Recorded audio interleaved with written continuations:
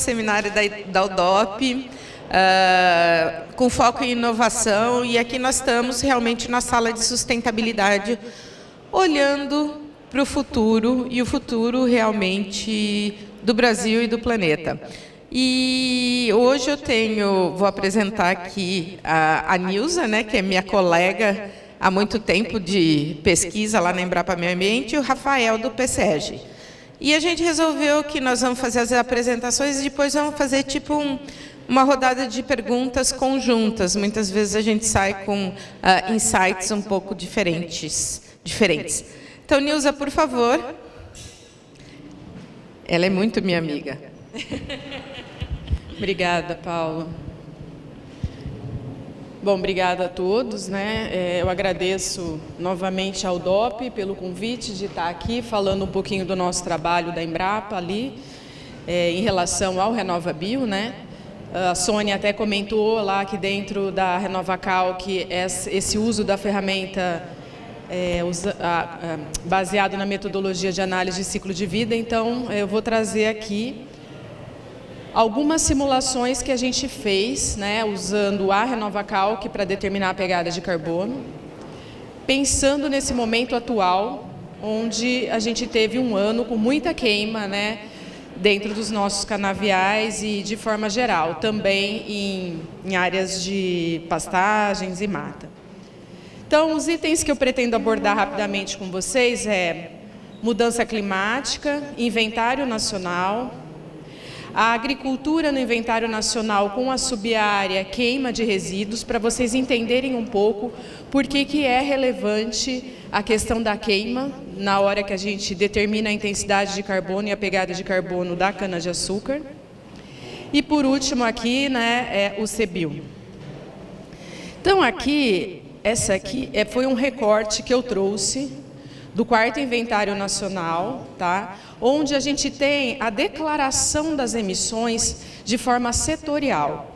Então, por que a gente fala tanto em emissões, por que a gente tem que reduzir as emissões? Teve o painel anterior falando sobre net zero, sobre pegada de carbono negativa, coisas nesse sentido. É por conta disso aqui, tá?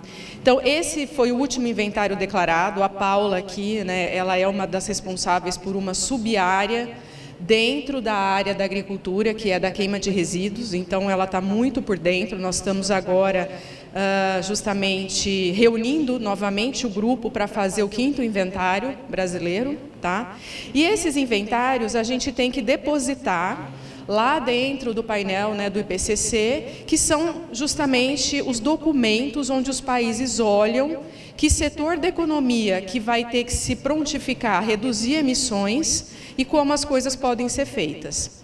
Então, se a gente olha aqui para o perfil brasileiro, então a gente percebe que a agricultura é o setor, né, do inventário nacional onde a gente tem a maior parte das nossas emissões, tá? E elas continuam crescendo. Aí vocês falam assim, mas nós não estamos fazendo o nosso trabalho? Sim, mas é que como a gente vai aumentar volume, vai aumentar a área para atender a população que é crescente, é natural que a gente tenha algum tipo de aumento das emissões. Reduzir as emissões é bastante difícil, tá? Só em alguns setores. Mas o ideal seria que pelo menos a gente passasse a estabilizar. Então, aqui, por exemplo, quando a gente vê uma variação de 6,3, né, ela está muito menor do que uma variação no setor energético. Então, isso significa que a gente está crescendo, mas numa velocidade menor. Aí, aqui são os gases, né, que a gente tem na declaração desse inventário nacional. Porque muito se fala em carbono, em CO2, mas, na verdade, o inventário ele é realizado com os principais gases causadores do efeito estufa. Então, a gente vê aqui na parte de fora, que é o CO2, então ele realmente está em maior volume aqui, né? Por isso que a gente tenta capturá-lo de volta. Depois a gente tem o metano, tá? O N2O, que é o óxido nitroso, e aqui aqueles HFCs, que são da indústria, que a gente atacou muito bem no passado, né? Do ar-condicionado, da geladeira, né? Esse tipo de coisa. E esse setor aqui, que é a mudança de uso da terra, a gente percebe que nós estamos tendo um decréscimo, felizmente.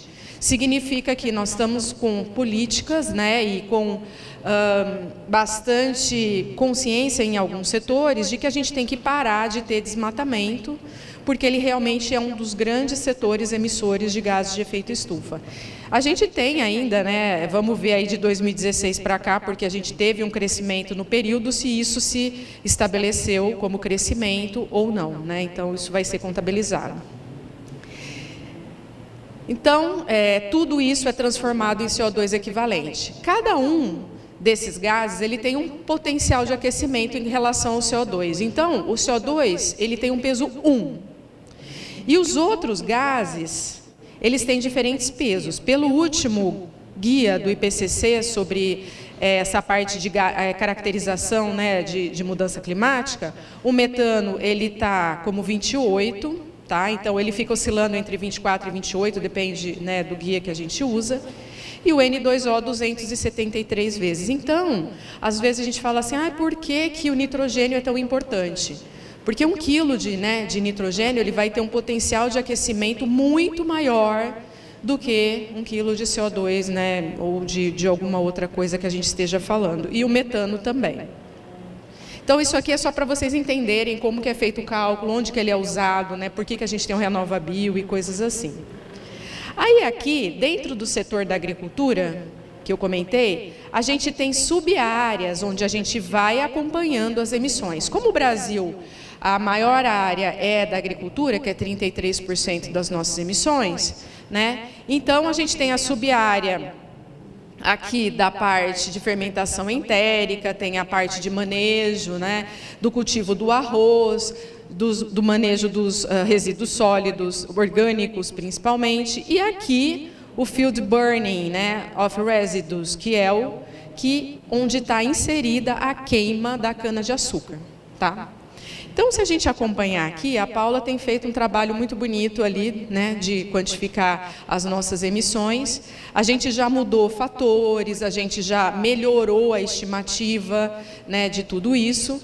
Então, a gente vem aqui, né, de 1990 e tal, com uma alta queima em 2005, por exemplo, e depois, em 2016, passamos para 509. Então, realmente, a gente tem feito um bom trabalho de ter a colheita, né, de cana crua, e com isso, né, nós reduzimos significativamente as nossas emissões nessa parte de resíduo. Mas, infelizmente, tem acontecido eventos, né, como nesse ano, acho que foi há 2 anos atrás, a gente também teve muita queima, isso vai impactar esse resultado. Então, provavelmente, isso não vai continuar tão baixo quanto a gente está imaginando. Então, seria basicamente dos resíduos agrícolas queimados. Então, seria algodão e cana. Como hoje a gente não tem mais queimado resíduo de algodão, porque o vazio sanitário está sendo feito com químicos, né? Então, basicamente, a cana aí responde, acho que por 95% ou quase 100% desse valor. Então, assim, é muito bom a gente mostrar isso aí como inventário nacional, né? Então, acompanhar a queima da cana não tem desdobramentos só no RenovaBio, né? Ou perdas de produtividade que a gente vai ter na usina e coisas assim. Eles afetam os nossos compromissos internacionais também, tá? Então, aqui que foi o que eu acho que tem relação com a tua pergunta, né? 100% de cana-de-açúcar. Então, a gente já teve aqui o algodão, né, em alguns anos mais anteriores, mas agora é 100% de cana. Então, a queima da cana, né, para a colheita depois de cana crua, ela fez com que a gente passasse dessa ordem de grandeza, né, 2.103 gigatoneladas de CO2 equivalente para 509. Então, as boas práticas, elas surtem efeitos, né? Então, é muito satisfatório quando a gente vê que uma prática agrícola, ela pode sim trazer um benefício ambiental tão direto como foi a cana crua. E tem sido, né? Então, como que isso tem a ver com o RenovaBio? Então, no RenovaBio, por outro lado, a gente está tratando de um outro setor do inventário nacional, que é o setor energético. Tá? Então, lá a gente vai verificar as emissões trazidas por vários setores da economia ligado à energia. Então, a gente tem a energia industrial, a gente tem a parte de construções e manufatura, e aqui nós temos o transporte, que está diretamente ligado ao RenovaBio, por isso que é um programa, né, e uma política associada com o Ministério de Minas e Energia e não com o Ministério da Agricultura. Tá? E como a gente avalia os combustíveis pela lógica do ciclo de vida, que foi muito bem falado pela Sônia anteriormente, né, onde a gente vai ter toda a parte da cadeia de valor também, né, sendo contabilizada para ter a nota, né, e até o CBIO, então a queima da cana vai afetar aqui também a nossa emissão. Tanto é que lá na calculadora a gente tem um item específico para a área queimada, tá? Ai, aqui ficou sobreposto, desculpa. Aqui era onde eu estava mostrando na parte de baixo que a queima ela está sendo contabilizada dentro da RenovaCalc, e é a área de queima total. Então não adianta falar assim, mas eu tenho que contabilizar só aquela área que eu pedi uma autorização de queima, porque é o que eu queimei. Não, a gente tem que contabilizar as áreas que sofreram queima com autorização ou queima acidental ou criminosa. Por quê? Porque o meio ambiente não quer saber se você está autorizado ou não a queimar, ele tem que saber, né, que queimou. E isso vai ter aumentado a emissão, vai ter modificado a pegada da cana. Então, aqui tem uma regra dentro, né, do RenovaBio, onde se a gente alterar as nossas emissões para 10%, quer dizer, se a gente alterar a nossa nota de eficiência energética ambiental 10% abaixo do valor, eu tenho que me recertificar. Então, foi com base nisso que a gente fez algumas simulações, tá?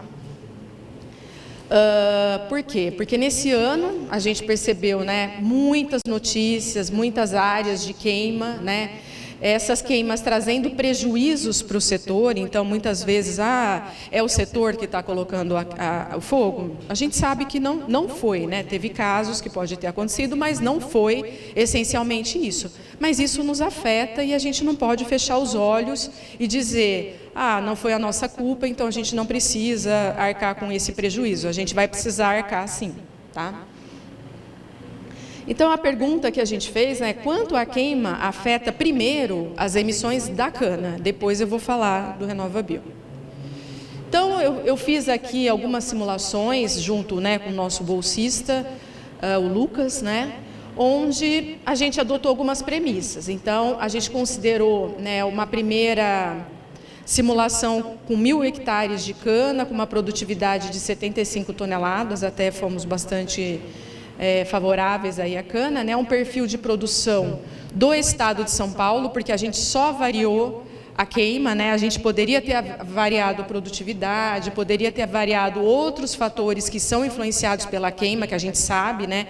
Que ela vai alterar provavelmente nitrogênio, vai alterar uma série de coisas, mas a gente fixou para ver só uma análise de sensibilidade, né? E usamos esse perfil de São Paulo, sem alterar os demais índices.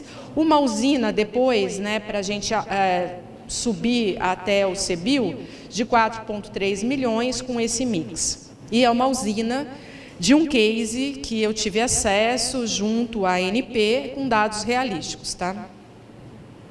Então, aqui, para quem já teve a oportunidade de olhar, a gente disponibilizou esse relatório do perfil, né, de produção de cana-de-açúcar regionalizado, que depois vai sofrer uma penalização que já está calculada, né, para entrar na nova atualização da RenovaCalc. Então a gente só está esperando a resolução 758 lá ser completamente alterada para que a gente possa fazer essa mudança. Ela já está pronta, a calculadora já está pronta para ter o dado padrão regionalizado.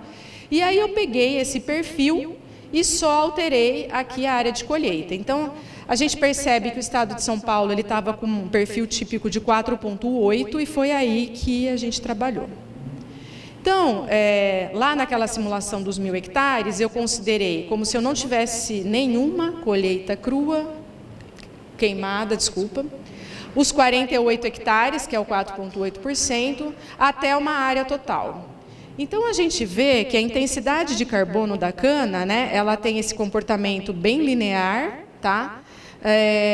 E aqui a gente ajustou uma pequena equação para a gente entender e poder colocar qualquer taxa de queima aí dentro e depois poder estimar essa intensidade de carbono, tá? Então, foi simplesmente isso. Mas a gente vê que aumenta, né?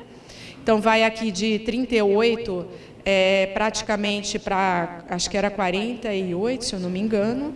Então, a gente tem uma alteração bastante significativa na pegada de carbono, sem considerar o MUT aqui, tá? Porque na RenovaCal que a gente não considera mudança de uso da terra, que é onde tem a ver com o carbono que o Caetano estava comentando anteriormente, que ele usa lá como uma forma de remoção, né? Então, aqui, se eu fosse considerar um potencial de impacto, eu não estou falando de NEA aqui, tá, gente? Eu estou falando da intensidade de carbono da cana, né? Eu conseguiria ter, então, uma fração de impacto acima de 10 quando, né, eu tivesse aqui com 50% da minha área queimada. Então, se a gente estiver tratando abaixo, né, aqui do 25, talvez aqui nesse intervalo, a gente tem o ponto, né, que a gente pode colocar ali na simulação, dentro desses 1.000 hectares, com esse perfil que eu simulei, né, coisas assim. Então, a gente tem um impacto bastante elevado nas emissões da produção, tá? Agora, sem contabilizar efeitos que a gente vai ter na produtividade, né, na saúde da comunidade ao redor, em outras questões aqui que são críticas. E na nota de eficiência energética e ambiental aqui do etanol hidratado, né? Então, aí, ele fez uma série de simulações, né, desde o 0, 4,8, 25, 50, 75 e 100. E a gente teve, então, esse conjunto de NEAs aqui, tá? Que está aqui. Então, aqui, no 0, né, onde eu tenho a maior eficiência energética ambiental.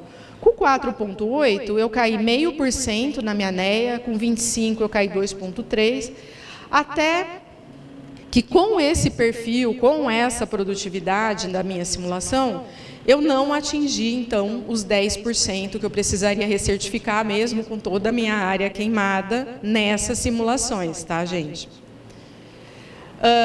Porém, né, quanto que isso impacta no volume, né, de CBIOS que eu estou comercializando, né? Então, aí é que mora o problema, né? Eu vou ter, então, uma redução bastante significativa nesse volume de CBIOS que eu estou comercializando. Então, se a gente pensar naqueles 31 milhões, né, que o Caetano comentou anteriormente, se eu caio 9%, se eu caio 5%, é uma receita bastante significativa dentro da minha usina, tá? Então, eu não precisaria recertificar nesse perfil, eu não estou dizendo que para o perfil de todo mundo isso seja real, porque isso é uma simulação, isso vai depender de todo o perfil de produção. Então, eu estou usando, por exemplo, só aqui dados, como se fossem dados primários, que é um dos melhores dos mundos, né, que a gente tem. Então, vai impactar mais quando você usa dado padrão, quando a tua produtividade for menor, esse impacto vai ser maior, tá? Então, o que a gente pode concluir disso tudo, né? Que nesse case eu não precisaria recertificar, mas eu tenho um impacto muito significativo em CBIOS, na produtividade, né, nas safras subsequentes, que vai alterar não só, vamos supor, o meu CBIO, mas o volume de etanol, né? Então, é uma série de consequências em cascata, né? O açúcar, a bioeletricidade, a saúde, né, da população, as minhas emissões aumentadas sob o ponto de vista de mudança climática lá nas declarações dos inventários nacionais, né? E toda a questão da biodiversidade aí que a gente está perdendo e que cada vez mais nós seremos cobrados, né? Então, assim, eu quis trazer essa simulação para vocês. Ela até me surpreendeu, porque eu achei que talvez precisasse recertificar, né? Mas isso aqui é um cenário, né, gente? A gente teria que trabalhar de uma forma diferente, pensando nas realidades de cada um, tá? Então, o impacto é alto na intensidade da cana, Mas a gente não precisaria ainda levar essa recertificação se fosse nesse cenário aqui. Eu acredito que em cenários diferentes, aí onde a gente tem o dado padrão com uma contribuição mais significativa, que a gente já está carregando a área queimada lá no perfil penalizado, então aumentar a área de queima no perfil primário vai impactar mais e talvez necessite mesmo de uma recertificação. Então eu agradeço, viu, Paulo, a oportunidade. Acho que a gente passa para o colega do PSEG, por favor. Sim.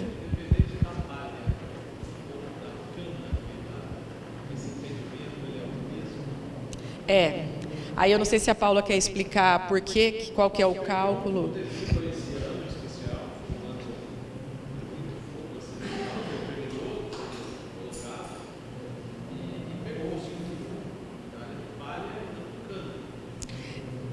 É a palha que queima, na realidade, né? É o resíduo cultural que tem um fator de emissão nessa biomassa. Então, se ela estava com a cana em pé, se ela estava com a cana queimada, é esse volume realmente que vai dar as emissões dos resíduos, entendeu? É que a gente está acostumado a queimar a cana em pé.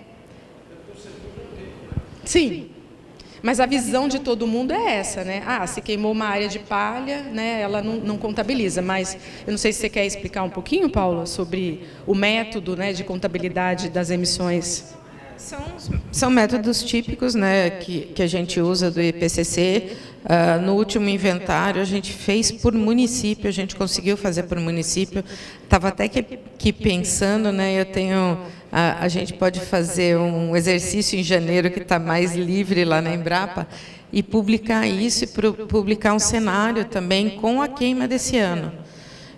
De 2016, tanto na parte do inventário, na parte de emissões, né, emissões de gases direto, e a parte conectando com o RenovaBio. Nós vamos ter trabalho em janeiro.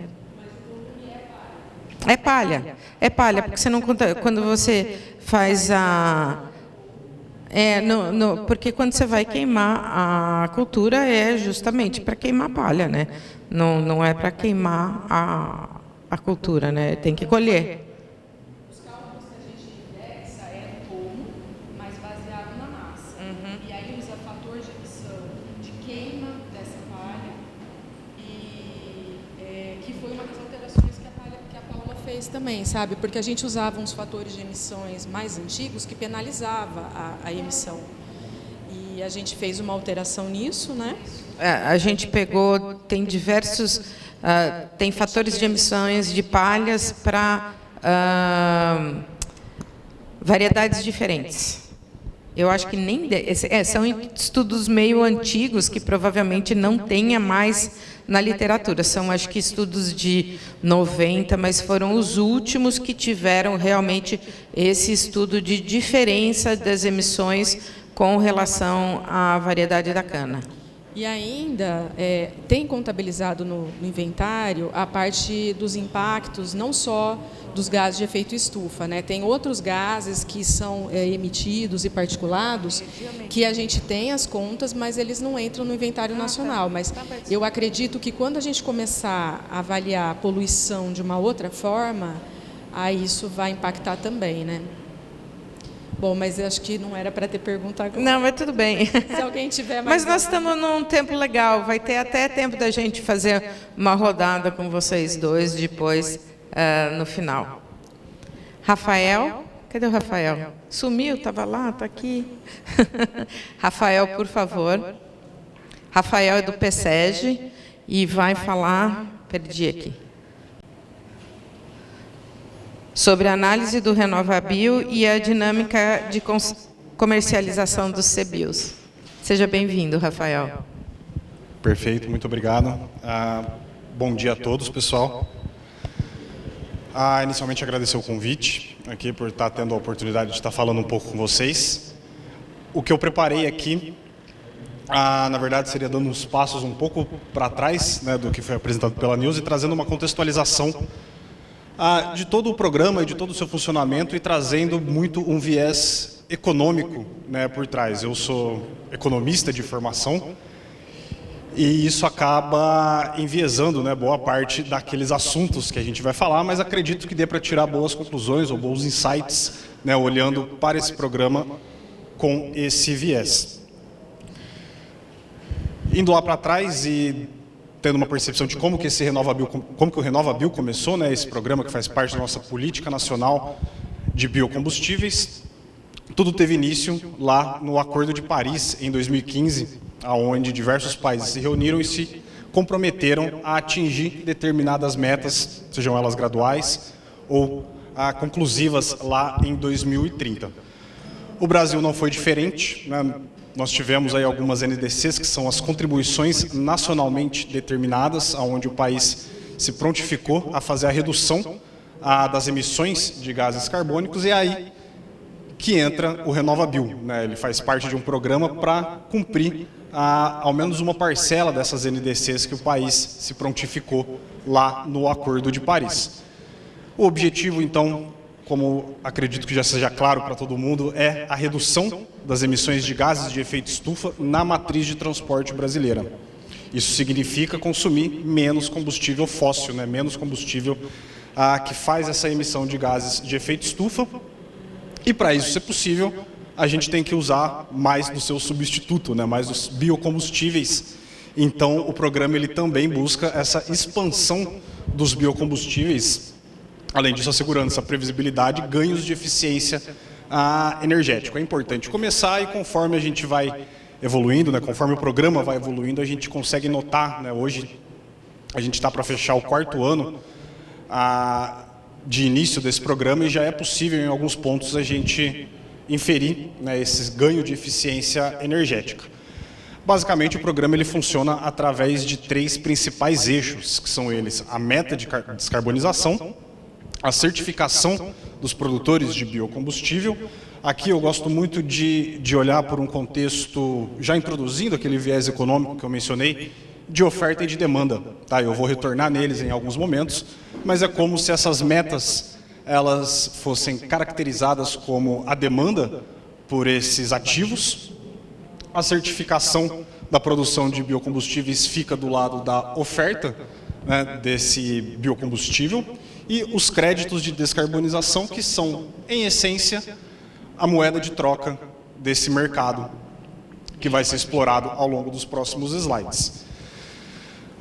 Então, numa sequência lógica, a gente tem primeiro o governo estabelecendo quais são essas metas, né, de acordo com aquelas NDCs que foram firmadas lá no Acordo de Paris. Em um segundo momento, a gente tem esses produtores de biocombustível se certificando, ou seja, se tornando aptos a emitir CBIOs a partir da produção de biocombustível. Essa certificação vai gerar para cada um desses produtores uma NEA, uma nota de eficiência energética ambiental, que lá no final vai ser multiplicado pelo volume elegível do biocombustível e vai determinar quantos CBIOs cada um desses produtores de biocombustível consegue emitir, com base na sua produção e com base na sua eficiência energética.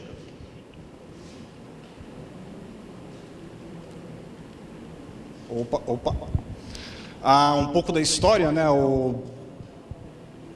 A gente tem claro que aqui no Brasil há sempre uma morosidade em termos de leis, em termos de legislação. Com o RenovaBio não foi diferente, né? Tudo isso começou lá em março de 2017, com a primeira consulta pública, onde foram colhidas ideias e propostas, né, pelo Ministério de Minas e Energia para a criação desse programa.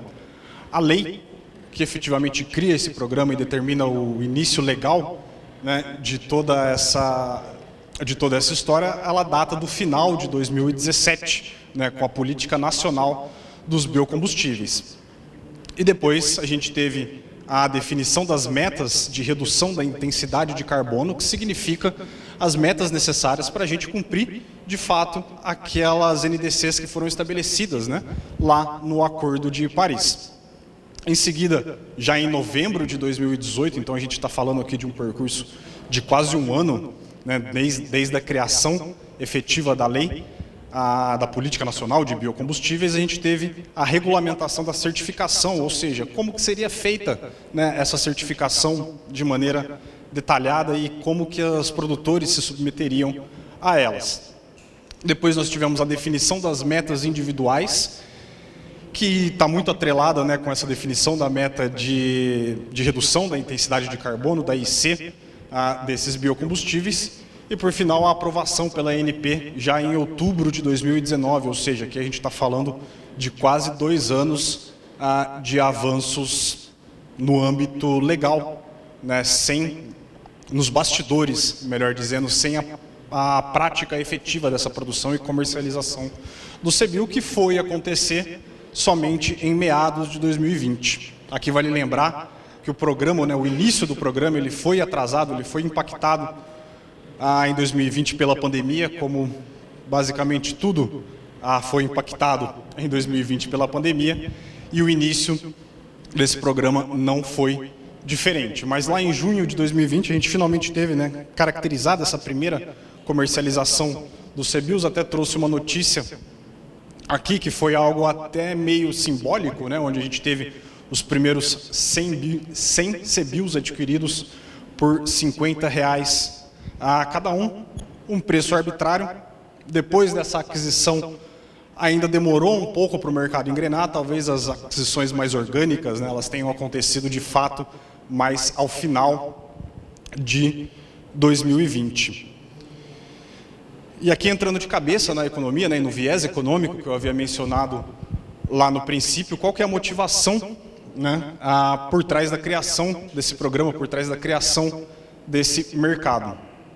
Acho que tudo começa com esse conceito, né, de livre mercado, que hoje é muito utilizado, e toda a economia neoliberal ela se sustenta sobre essas premissas de livre mercado, e que modelos baseados nessas premissas, nas trocas voluntárias entre os agentes, na lei de oferta e demanda, possuem características que permitem o próprio mercado se autorregular, dispensando intervenções. Eu acho que faltou um ponto essencial aqui, é que essas trocas voluntárias, elas também me levam a um ótimo de Pareto, que é uma alocação de recursos mais eficiente possível. Tá? É um resultado teórico, claro, da escola econômica, mas ainda assim que motiva, né, a evolução de muitas coisas que nós vemos hoje na economia, por exemplo. Então, em tese, basta eu proporcionar condições para que essas trocas livres aconteçam, para que essas trocas voluntárias aconteçam, que o resultado lá no final vai ser o melhor possível para todos.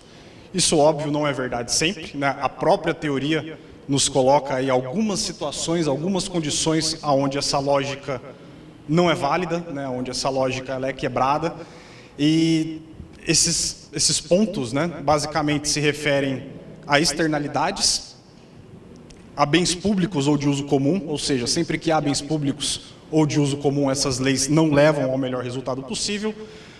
Quando há presença de monopólios ou de empresas com forte poder de mercado, ela também me impede que essa troca voluntária de mercadorias me leve ao ótimo possível. E a assimetria de informações, que é quando os agentes do mercado, de maneira bem geral, não possuem todas as informações necessárias, né? Talvez quando uma das partes é dotada de mais informações do que a outra, levando a essa instabilidade desse modelo. Toda essa motivação econômica do RenovaBio, né, e da comercialização dos CBios se ampara na questão das externalidades, né, que é basicamente quando há consequências que não são levadas em considerações no momento de decisão. A teoria clássica ela traz alguns exemplos, né, e o mais difundido e o mais didático para ser colocado aqui é um exemplo onde a gente tem 2 moradores, um vizinho do outro, no caso um médico e o outro é, sei lá, talvez um baterista de alguma banda que pratica ensaios em horários não muito ortodoxos, e isso acaba impedindo o descanso desse médico, que tem que acordar cedo para trabalhar no dia seguinte. Esse barulho que incomoda, né, que é feito por um dos vizinhos e atrapalha o outro, é considerado uma externalidade, né, que é algo que não são consequências, né, que não são levadas em consideração no momento da tomada de decisão, seja no momento de alugar essa casa, seja no momento de resolver fazer esse barulho. No caso, quando a gente envolve o meio ambiente, a gente tem uma ramificação dessas externalidades, que são as externalidades ambientais.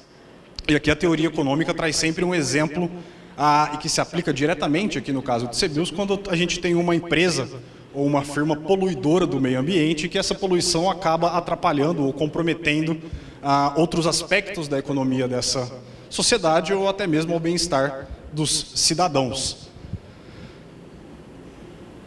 Pensando, né, seguindo nessa linha da teoria econômica, a solução encontrada para isso está dentro do teorema de Quasi, que, sem entrar em muitos detalhes aqui, diz que quando os direitos de propriedade são bem definidos, basta eu internalizar esse problema, basta colocar um preço para esse problema, que a gente volta para a situação onde, por meio de trocas voluntárias, a gente consegue obter o melhor resultado possível. Isso significa precificar essas externalidades. Então, se eu tenho uma empresa que está poluindo o meio ambiente, significa precificar essa poluição que ela está trazendo para o meio ambiente. Se eu tenho um vizinho barulhento que me atrapalha na hora de dormir, basta eu precificar esse barulho. Então, de maneira geral, esse vizinho pagaria uma taxa para fazer barulho, uma taxa essa que me tornaria ok em suportar esse barulho, desde que eu estivesse ganhando mais dinheiro. No caso do CBIOS, a gente está colocando aí uma precificação, né, colocando que as empresas, que as distribuidoras de combustível fóssil deveriam estar arcando com um certo custo por estar praticando essa externalidade, por estar colocando gases poluentes, né, gases de emissões de efeito estufa no meio ambiente. Então, toda essa motivação econômica, né, toda essa lógica econômica por trás desse programa consiste em criar um mercado para penalizar aqueles que estão poluindo o meio ambiente, para que, ao internalizar, né, esse problema, essa poluição do meio ambiente, ao se colocar um preço para isso, a gente chegue num resultado ótimo final para todos, ao menos sobre a luz da teoria econômica neoliberal. Voltando para o RenovaBio, de fato, né, a gente tem todo o caminho de certificação, que é o que vai aprovar essa oferta dessa moeda, que é o CBIOS, que ela começa lá no produtor de biocombustível, contratando essa firma inspetora, preenchendo essa RenovaCalc, que depois vai ser auditada, né, com uma proposta de certificação, sendo reprovado por falta de informações, retorna para a firma inspetora, com fraude a ANP abre um processo administrativo. Caso seja aprovado, esse produtor de biocombustível recebe, além do direito de emitir um CBIOS, uma NEA, uma nota de eficiência energética ambiental, que vai indicar quanto CBIOS, né, a sua capacidade de produção, o seu método de produção de biocombustível, vai permitir que ele emita de CBIOS no mercado. E no final a gente tem esse certificado de fato acontecendo e a parte da oferta sendo totalmente abordada, né, dentro aqui desse mercado. Como ele possui, o RenovaBio em si, né, ele possui diferentes rotas do programa, ele não abrange só um biocombustível, embora muito se fale de usinas de cana-de-açúcar, embora muito se fale de etanol, ele também abrange outras rotas, né? Aqui são todas as 9 rotas que atualmente são contempladas por esse programa. Então a gente tem o etanol de primeira geração de cana, o etanol de primeira geração de milho, o etanol de primeira geração de unidades flex, ou seja, unidades que produzem etanol a partir tanto do milho como da cana. O etanol de primeira geração, né, uma rota voltada para aqueles importadores de biocombustível, o etanol de segunda geração, e aí sem fazer distinção entre cana-de-açúcar ou milho, o etanol de primeira e de segunda geração integrada, e aí, saindo, né, do etanol, a gente tem também contemplados aí o biometano, o biodiesel e outros combustíveis, né, graxos e hidroprocessados. Acredito que, bom, ainda não.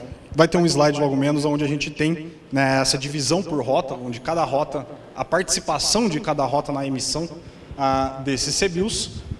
Mas antes a gente tem a RenovaCalc, que é justamente o instrumento de cálculo do RenovaBio, que vai me dar, que vai me informar essa nota de eficiência energética ambiental, né, que é essencialmente uma planilha de Excel, já foi, né, apresentada e comentada na palestra anterior, mas uma planilha de Excel onde a gente coloca dados dos mais variados tipos, desde o início até o final, ou seja, desde a parte agrícola, né, de como que são feitos os tratos da cana, de como que é feita essa colheita, se há queimadas ou não, as partes industriais, né, questões a moagem efetivamente praticada, seja ela de cana, seja ela de milho, os rendimentos utilizados, né, a minha energia, a minha eficiência energética, ou seja, o tanto de energia que eu estou demandando para exercer essa produção, na medida que o programa ele busca premiar essa eficiência, quanto menos energia eu gasto para produzir a mesma quantidade de biocombustível, mais CBIOS eu consigo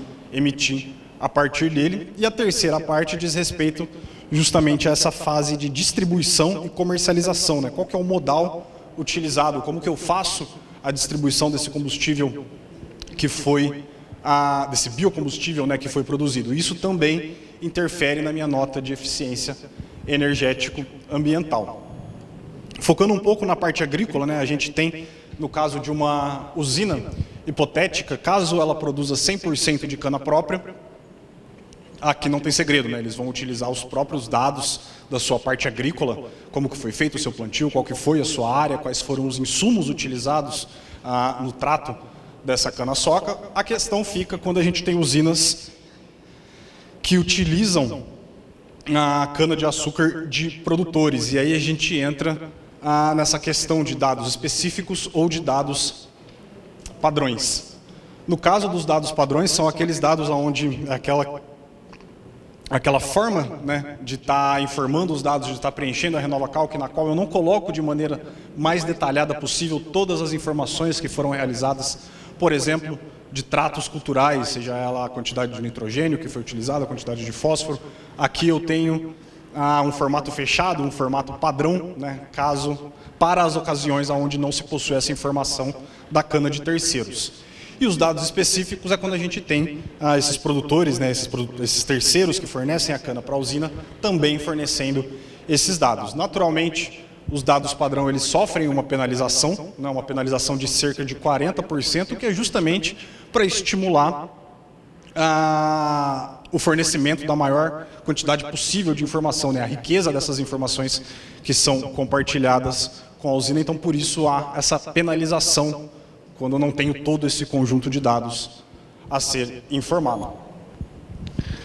Aqui a diferença um pouco mais visível entre eles, né, no caso do perfil padrão, tanto do perfil específico, né, e também do padrão, eu informo qual que é o meu sistema de plantio, a minha área total, a minha área queimada total e o meu total e a minha produção de cana total. Essas são informações preenchidas por ambas as categorias, mas no caso do perfil padrão, eu paro aqui.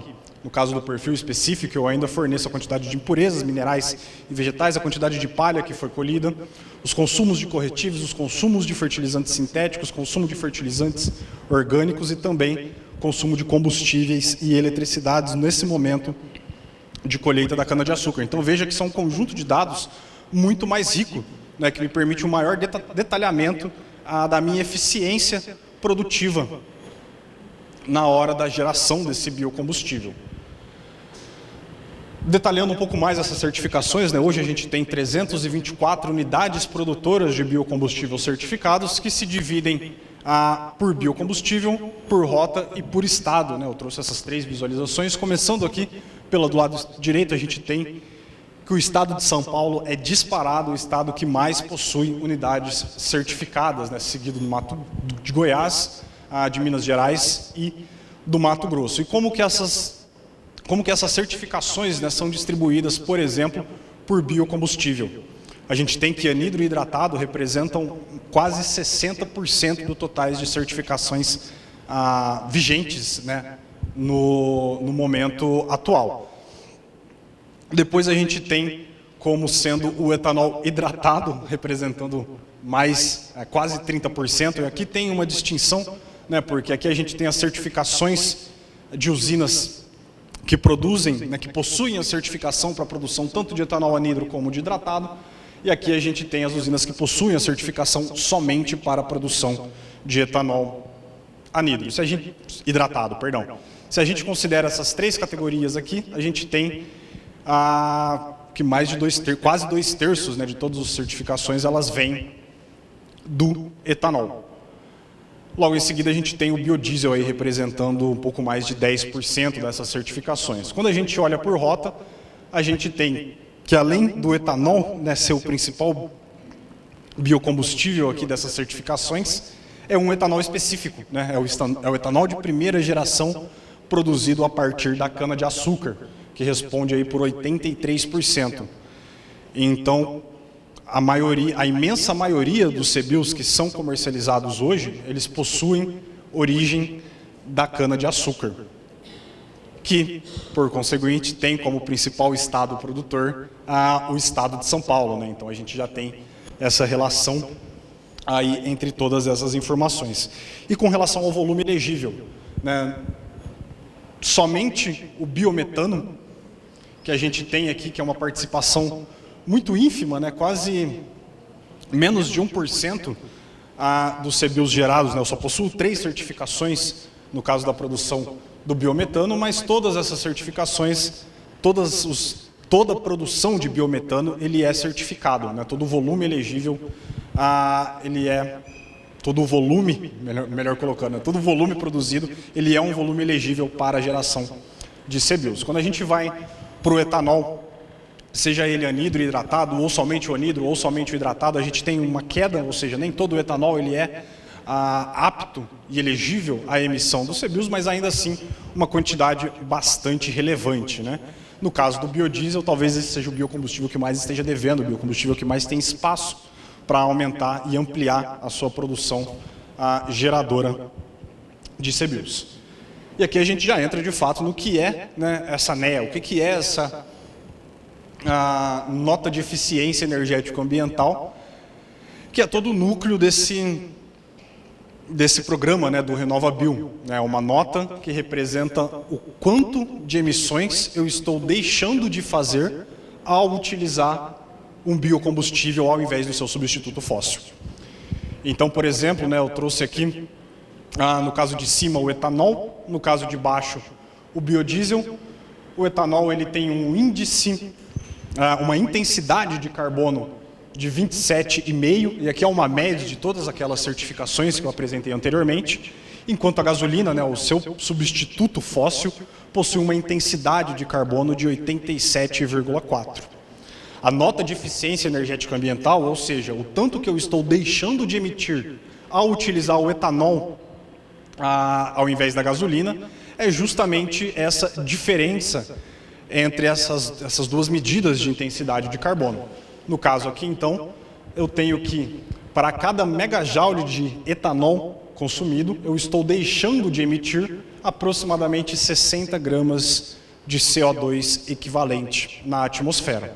Quando a gente vai para o biodiesel, a gente tem um pouco mais de eficiência envolvida no processo, e aqui é tanto por características inerentes, né, da produção do biodiesel, como pelo menor número de certificações, né? Se a gente volta aqui, a gente tem que o biodiesel possui somente 11 certificações. Então a gente tem uma variabilidade um pouco menor, o que pode gerar uma nota significativamente menor. Significa que o biodiesel é mais eficiente que o etanol? Talvez. Na média, pelo menos entre as unidades certificadas, isso indica que sim. Mas talvez eu tenha unidades dentro daquelas 200 certificadas com a produção de etanol, com uma eficiência um pouco mais próxima, né, no caso do biodiesel. Voltando para essa diferença, a gente tem que, ao utilizar o biodiesel ao invés do diesel, o seu combustível fóssil, o seu substituto fóssil, né, eu estou deixando de emitir quase 70 gramas de CO2 equivalente por megajoule de biocombustível. Eu trouxe aqui algumas outras, os demais biocombustíveis, né, abordados pelo programa com as respectivas NEAs. Tudo isso, né, voltando para aquele viés econômico e para aquela leitura econômica de toda essa situação, faz parte do processo de oferta, né, desses CBIOS. E aqui a gente já entra na parte de demanda, uma demanda compulsória, uma demanda imposta pelo governo, para as distribuidoras de biocombustíveis acatarem, né, de combustíveis de uma forma geral, atenderem e aposentarem. Eu trago aqui algumas linhas que representam as diferentes metas estabelecidas ao longo do tempo, sendo a primeira delas aquela que eu coloquei lá no slide de contextualização histórica, né, a primeira meta decenal estabelecida para esse programa, e a gente, né, foram havendo revisões conforme o programa começou de fato. Então a gente tem que já em agosto de 2020, lembrem, o primeiro CBIO comercializado foi em julho de 2020. Então logo depois do primeiro mês, né, um mês após a primeira comercialização de CBIOs, eu já tive uma mudança dessa meta, onde entendeu-se que talvez aqueles primeiros valores iniciais fossem inalcançáveis ou muito restritos, né? Então a gente teve essa primeira queda significativa dessas metas decenais. Houve alguns ajustes de rotas, né? Então a gente vê que em 2022, posteriormente, né, em outubro de 21, ou seja, antes de começar essas metas, a gente teve um leve aumento dessa meta de 2023. No caso da meta de 2022, no caso da meta de 2023, foi no sentido contrário, né? Momentos antes de começar a valer o exercício daquele ano, a gente teve uma leve redução dessas metas, até que em setembro de 2023, a gente teve uma revisão por completo de todas essas metas, estabelecendo uma nova curva de evolução dessas metas, de modo a atingir a redução de intensidade de carbono estabelecida lá atrás, no Acordo de Paris. Então hoje é essa linha vermelha, né, as metas futuras que são colocadas para o programa e que talvez seja aqui o principal ponto de atrito, né, de todo o RenovaBio. Em termos de atingimento dessas metas, né, porque eu tenho os produtores ofertando a CBIOs, tenho as distribuidoras demandando CBIOs, e elas têm que aposentar, né? Quando que eu considero a meta? Eu considero a meta quando essas distribuidoras adquirem esses CBIOs no mercado e fazem a aposentadoria deles e retiram eles de circulação. Essa é a ação, né, que elas devem tomar para cumprir a meta estabelecida pela ANP. Então eu trouxe aqui a evolução dessas metas, né, que isso é basicamente mostrado em tabelas os valores do gráfico anterior, e os CBIOs efetivamente aposentados durante o período de vigência dessas metas, né, que eu coloquei aqui nessa primeira linha. E o que eu quero chamar a atenção aqui é para essa parte final, né, quando a gente olha o encerramento, quando a gente termina o período de metas e olha como que foi, tem sido cada vez pior, né? A gente tem que o saldo remanescente em milhões de CBIOs ele tem aumentado gradativamente. Talvez a meta de 2003, e aí teve uma particularidade, né, que eu já vou mencionar mais à frente, mas a gente nota que a meta de 2023 foi o período mais curto, né, em termos de meses corridos que as distribuidoras tiveram para adquirir e aposentar esses CBIOs. E também foi o período onde a gente mais se distanciou dessas metas, né? Se a gente considera somente, aqui vale dizer, o saldo que não é cumprido dentro de um próprio ano, ele é carregado para o ano seguinte. Então aqui na primeira linha eu tenho as metas efetivamente impostas pela ANP, e na segunda linha eu tenho essas mesmas metas acrescidas do saldo remanescente que não foi atingido na meta anterior. E quando a gente olha essa evolução, tanto comparando a meta seca daquele ano, como comparando, né, e aí fica até pior quando a gente compara com o acréscimo desse saldo remanescente, a gente tem uma queda consistente desses CBIOs que estão sendo aposentados. Né, a gente começou ali no primeiro ano com 97%, 97,5% de atingimento dessas metas. No último ano a gente ficou abaixo de 90% e mais próximo ali da casa dos 80%, se a gente considera com esse saldo remanescente. Esse talvez seja um problema do programa, talvez um problema de comunicação do governo, de como que são tratadas essas questões. Eu mencionei que a meta de 2023 ela teve um menor período para ser cumprida, para ser atingida, mas isso não é o problema, tá? Se a gente pega desde o início do programa até o final da meta de 2023, que foi em março de 2024, o volume acumulado, né, dessas metas somam 113,21 milhões de CBIOs, ou seja, uma demanda de 113,21, ao passo que a oferta foi na ordem de 125 milhões. Ou seja, há um excedente de CBIOs aqui no mercado. Eu estou produzindo mais do que eu estou demandando. Então isso daqui não era para estar acontecendo. Tá? Se eu tenho créditos de descarbonização suficiente para todo mundo atender as metas, por que as metas não estão sendo atendidas? Aqui só um breve esquema de funcionamento que meio que tenta consolidar, né, tudo aquilo que eu venho falando, e com esse viés econômico.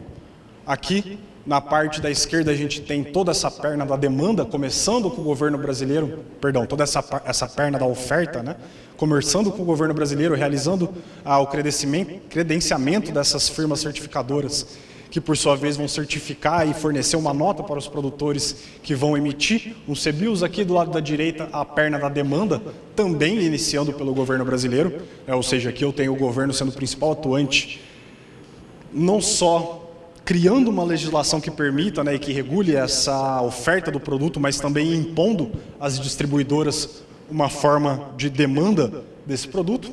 Se eu tenho agentes demandandos e agentes ofertandos, eu tenho a comercialização do CBIOS acontecendo diretamente na nossa B3, na nossa Bolsa de Valores, aonde diversas outras ações, né, são comercializadas. Então vejam que, essencialmente, a gente está seguindo aquela motivação econômica dada nos primeiros slides lá atrás. A gente está criando um mercado, precificando, sendo que aqui esse preço é essencialmente o CBIOS, essa questão de poluição da atmosfera por meio do uso de combustíveis fósseis. E aqui já entrando na parte final, né, e falando especificamente dessa dinâmica de comercialização, eu acho que o ponto que mais chama atenção aqui, né, e que eu vou retornar nele nos slides seguintes, é o tamanho dessa meta de 2022, tá? Durante a meta de 2021, que começou lá em agosto, lá em junho, né, de maneira oficial, as usinas tinham até dezembro daquele ano, as distribuidoras tinham até dezembro daquele ano para comprovar as metas. Depois, em 2021, de novo, a gente teve de janeiro a dezembro para comprovação dessas metas. Talvez a bagunça tenha começado aqui em 2022, onde a gente estava num contexto tanto econômico, né, se a gente lembrar o começo de 2022, né, o ano de 2022 já começou com a questão da guerra da Ucrânia, que levou ao banimento das exportações russas, um país importante, né, na produção e exportação de petróleo. Se a gente tem todo o petróleo russo sendo impedido de ser comercializado, eu tenho menos petróleo a ser comercializado, então eu tenho um avanço bastante significativo do preço desse petróleo internacional e, consequentemente, da gasolina comercializada, consumida domesticamente, e também do etanol. Então, nesse contexto, que também era de corrida eleitoral naquela época, com o preço em ascensão dos combustíveis de uma forma geral, a gente teve a extensão dessa meta. Então, a meta que era para durar até dezembro de 2022, ela foi arrastada até setembro de 2023. Então, vejam o tanto de tempo que eu tive, né, com essa meta em vigência, que, como consequência, para 2023 eu tive esse período um pouco mais enxuto, né, em termos de meses corridos, para estar realizando a aquisição e aposentadoria desses CBIOS. E aqui vale um comentário, porque na época, a gente tinha o presidente, na época, né, o Bolsonaro, muito se atacou que era a parcela do etanol anidro que estava encarecendo a gasolina na época. Essa extensão de metas veio junto com outras medidas, né, entre elas a desoneração dos combustíveis, tanto gasolina como etanol, que acabou se mostrando muito mais efetiva, né, em abaixar o preço do combustível. Mas esse impacto que nós temos, de fato, né, o tanto que o CBIOS representa no preço final da gasolina destinada ao consumidor, ele acaba sendo muito pequeno. Ao final de 2023, a gente teve uma associação, não me recordo agora o nome, mas que ela divulgou o número de que o preço médio da gasolina destinada ao consumidor, o CBIOS representava um crescimento de quase 12 centavos por litro, tá, nesse volume. Tiveram outras entidades, entre elas a única, que se mostrou contra, se mostrou com alguns argumentos excessivamente técnicos, né, dizendo que não era isso, que esse valor estava muito superestimado em quase 4 vezes, ou seja, talvez o impacto do CBIOS dentro do preço da gasolina destinada ao consumidor seja muito pequeno, seja abaixo ali de 10 centavos, mais próximo de 5 centavos o litro, a depender, claro, do preço do CBIO. O ponto é que o CBIO não deixa, por si só, o combustível, a gasolina mais cara para o consumidor. Ainda assim, a gente tem toda essa dinâmica, né? Eu acho que vale citar os pontos de pressão, porque aqui a gente tem na linha azul, onde representa o nível de aposentadoria acumulada, a gente tem que, apesar das usinas, apesar das distribuidoras deterem boa parte desses CBIOS, elas deixam para aposentar sempre de última hora, que é quando a gente vê esse avanço aqui nessa linha azul, e como consequência a gente tem também um avanço nesses preços. Então, se a gente pega o intervalo final, né, de comprovação dessa meta, a gente sempre tem um ganho de preços, uma valorização desse CBIOS no mercado. E quanto que esse CBIOS, de fato, representa de receita para a usina, né?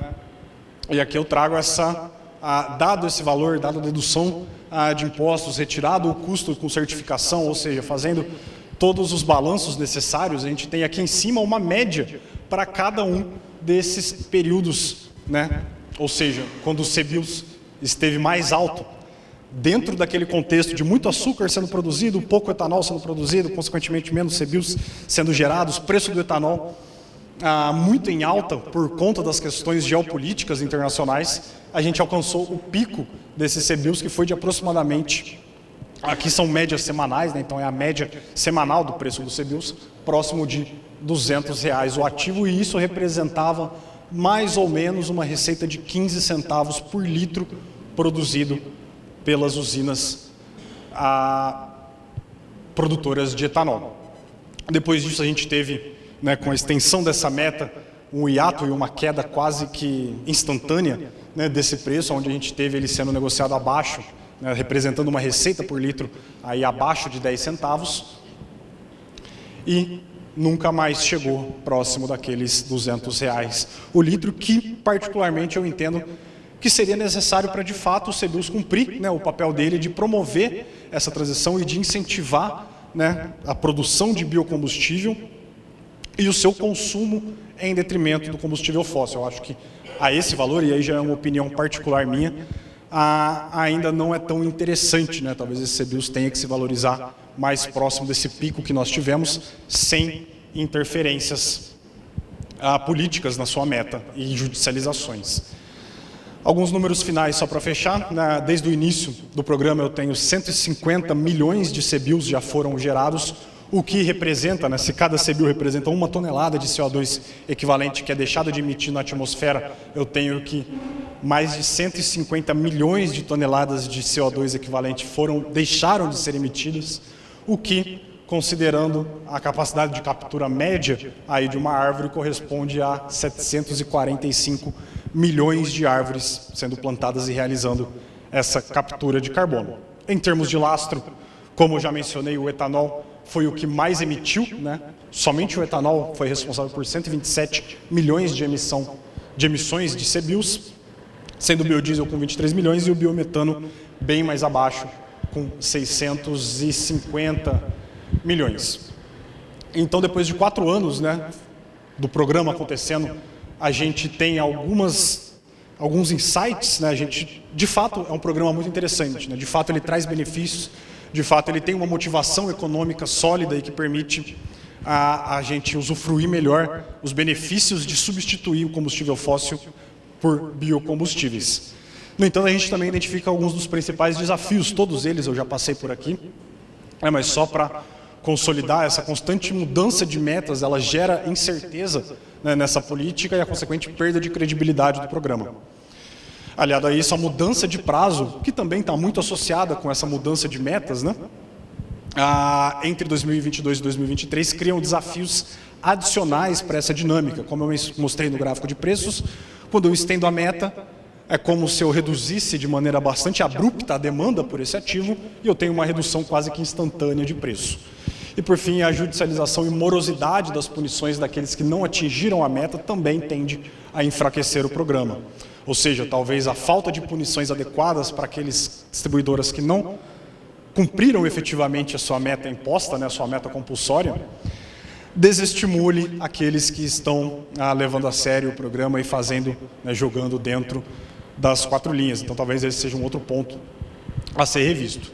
Por fim, a adaptação contínua e o aprimoramento regulatório, né? Mais recentemente a gente teve o CBIOS, a receita do CBIOS sendo destinada, garantida para esse produtor terceiro, para esse fornecedor, certamente tendem a fortalecer a atratividade do programa e potencializando os seus efeitos benéficos de substituição ao biocombustível.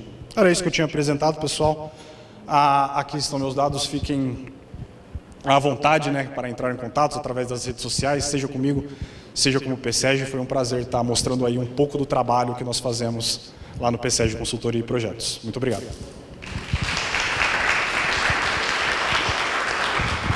Obrigada, Rafael. A gente tem... Nilza, por favor. Acho que a gente não vai sentar. Querem sentar? Vamos às perguntas. Acho que a gente teve aqui uma exposição muito interessante, né? Uma coisa que eu queria saber ali no seu... Eu vou fazer a primeira pergunta. No seu slide de distribuição, onde entra o etanol de milho? Desculpa, porque eu sou realmente meio fora do contexto do Renovável. Isso. É nesse aqui? Qual que é a rota do etanol de milho? Ou não tem? Ou ele é misturado?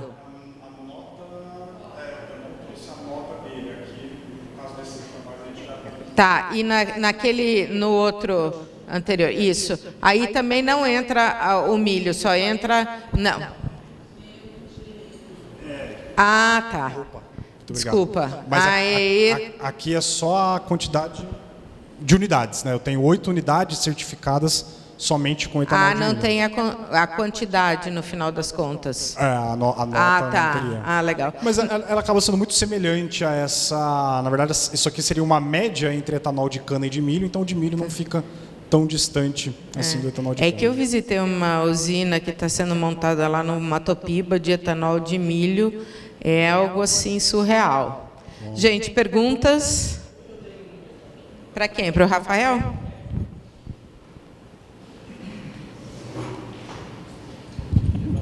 Desculpa.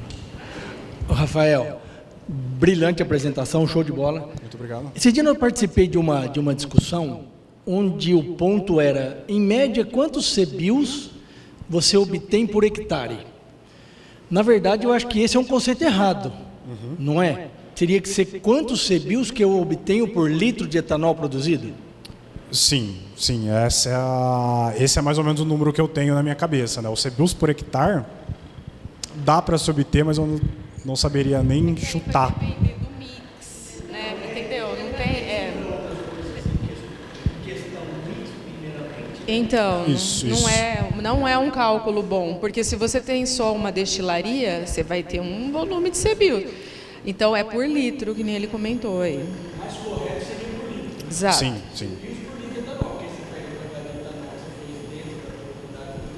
Você vai considerar a elegibilidade e a eficiência da NEA juntas. É exatamente isso aí. Boa.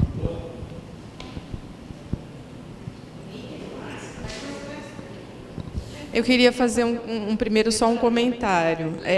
Lá no biodiesel, quando você falar, ele tem uma NEA distante, né? Isso. Você tem que tomar só um cuidado aí. Porque assim, o biodiesel, ele está hoje recebendo uma carga muito grande do biodiesel feito de sebo, e o sebo é resíduo carga zero, tá? Então, assim, se a gente fosse fazer uma comparação de biodiesel baseado na biomassa, a gente teria que separar o que veio de sebo do que veio de biomassa, soja, né, outros óleos aí, só para ficar um pouco mais justo, assim, pensando, né? Porque como é a mesma coisa que você talvez comparar 1G, 2G, né? É um pouco diferente, só nesse sentido aí, tá? Perfeito. Não, eu sempre deixo. Mas não é para você sentar.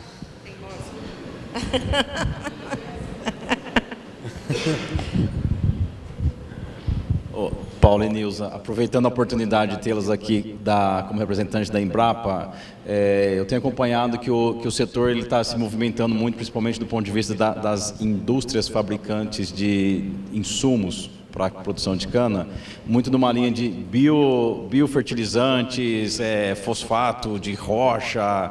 E como é que está a questão de trazer para a Renova Calc alguns ajustes e eventualmente esses produtos começarem, porque hoje eles vão naquela categoria de outros, né, que acaba sendo penalizado. E tem uma previsão para ter um novo... Então, né, é que assim, esse penalizado, eu vou te explicar por que ele existe. Não é exatamente assim, porque só não tem uma declaração do que ele... Né?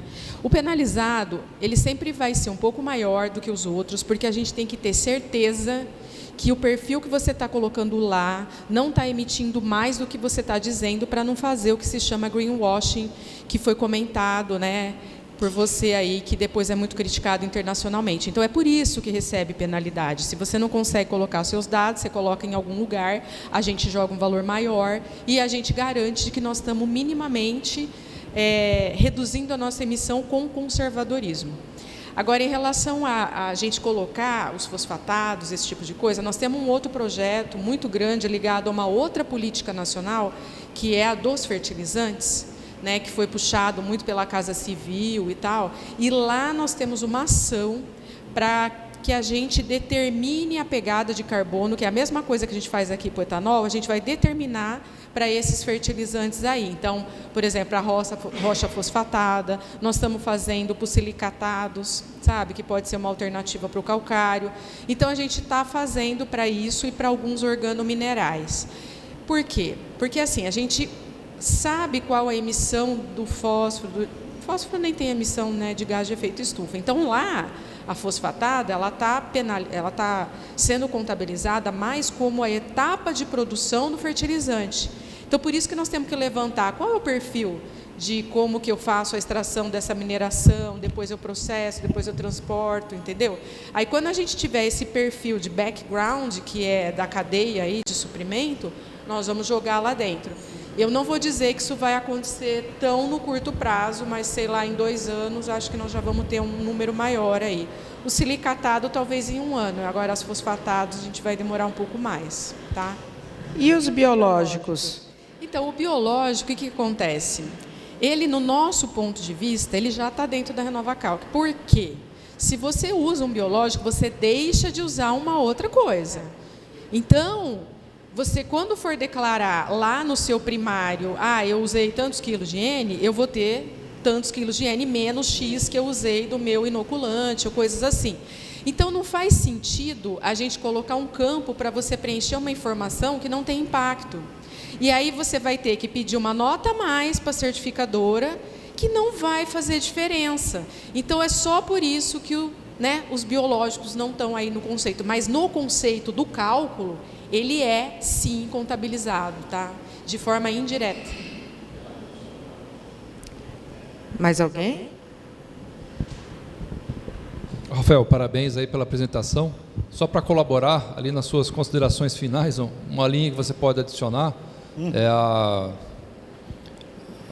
recentemente, acho que agora dia 30, se não me engano, do mês passado, um distribuidor de Ribeirão Preto, né, que foi desobrigado, né, pelo Tribunal Regional Federal a cumprir as suas metas, adquiriu o CBIOS, né, para cumprir suas metas. Então, mais uma vez, né, o Judiciário trabalhando contra, né, e pode abrir uma jurisprudência para outras distribuidoras, sim, né? Sim. Então, isso aí é um ponto sensível que a gente vai ter daqui para frente. Eu sabia que estava acontecendo essa judicialização, mas não sabia, essa já é a decisão. Já. Tá. Então, pode ser que na frente tende a piorar um pouco essa questão aí, né? Tá, não, sim, perfeito. Isso é muito crítico, né? Infelizmente.